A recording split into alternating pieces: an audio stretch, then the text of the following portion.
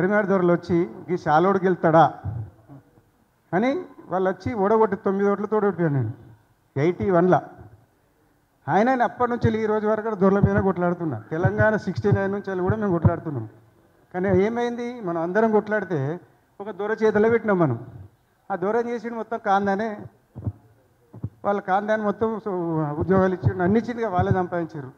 మనం ఏంటంటే మన దగ్గర ఒక్కటే, దయచేసి మనది రాజు తలుచుకుంటే దెబ్బలకు కాదు. ఇప్పుడు దొరగారు ఉన్నప్పుడు దొరల వాళ్ళకి ఇచ్చిర్రు, వార్డు మెంబర్ నుంచే ఎంపీ వరకు వాళ్ళే, చీఫ్ మినిస్టర్ వరకు వాళ్ళే ఉద్యోగాలు.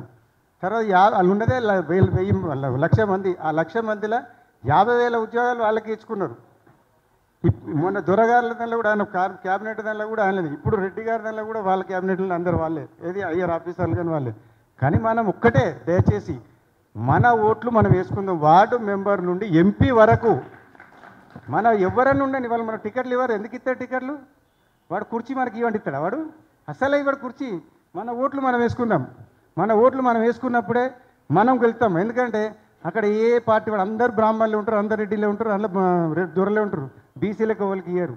ఎందుకంటే వాళ్ళు మనకి ఏంటంటే ఇట్లా మరి వాడు ఏమంటాడు, ఒక దొరగాడు, అరే మేము బొక్కలు మాంసం తిని బొక్కలు ఇట్లా వాడేస్తాం రా, మీరు కొట్టుకొసేస్తారా దాని మీద, కుక్కలు రా మీరు నాతో నేనంటే పొట్టు తిడతాం, మన దోస్తులే వాళ్ళు. అయినా మనం ఇంకా మేలు. ఎందుకంటే మన బీసీ లీడర్లు లాంటి వాళ్ళు కూడా అమ్ముడు పోతుర్రు. వాడు ఏం చేస్తాడు తెలుసా, అరే మీరు ఎంతసేపు రా పైసలు వాడితే మీరు మా దగ్గరకు వచ్చి ముగాల మీద నడతారా అంటారు. అందుకే దయచేసి వార్డు మెంబర్ నుండి ఎంపీ వరకు మనం ఓట్లు మన వాళ్ళకి వేద్దామని రోజుకు ఒక 20 మందికి చెప్పుర్రి. అంతకంటే ఏం లేదు. ఇక ఇవ్వండి, ఆడు ఇక్కడ నుండి మన టికెట్లు ఇయ్యరు. మనకేంటంటే అన్నిట్లలో ఇది యూనియన్ ఎత్తారు, ఇండిపెండెంట్గా ఎత్తారు. కానీ మనం వాళ్ళ కోట్లు వేసుకుందాం. అప్పుడే మన రాజ్యాధికారం వస్తుంది. మనమే వాళ్ళకి రిజర్వేషన్లు పెడదాం. వాళ్ళ దగ్గర మనకెందుకబ్బా, మన వాళ్ళు గెలిచినాక మనమే వాళ్ళకి రిజర్వేషన్ పెడదాం. అది నేర్చుకుంటలేము. మన రిజర్వేషన్లు ఎందుకు పెడతాడు మనకు? అసలే పెట్టాడు. ఇంకా 50 ఏళ్ళుగా 100 ఏళ్ళు. కానీ మా తాతలు బానిసలేరు, మా అయ్యలు బానిసలే, మనం కూడా బానిసలే, మన పిల్లలు కూడా బానిసలేమా?